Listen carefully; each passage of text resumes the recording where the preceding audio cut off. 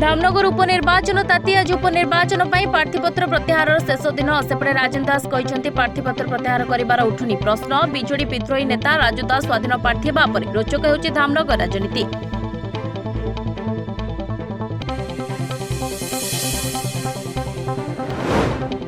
कटक तालिबानी शासन चित्र युवक को दौड़ी में बांधि 6 किलोमीटर दौड़ाइले दुर्बृत्त उद्धार टंका फेराउ नथिबार युवक को तालिबानी निर्यातना भाइराल वीडियो को आधार कर 2 जण युवक को चिन्हट कर लालबाग थाना पुलिस अटक रखिछि।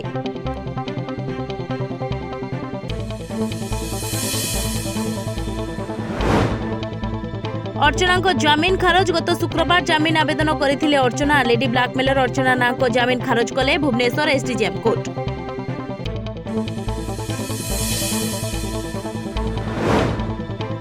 आरंभ होइछि कांग्रेस अध्यक्ष निर्वाचन मैदान में मल्लिकार्जुन खड़गे शशि थरूर मध्य टक्कर दिल्ली एआईसीसी कार्यालय समेत देशव्यापी 40 केन्द्र में आरंभ होइछि भोटिंग मोट 67 बूथ रे कांग्रेस मुखिया को बाछुचंती 9800 कांग्रेस कर्मी।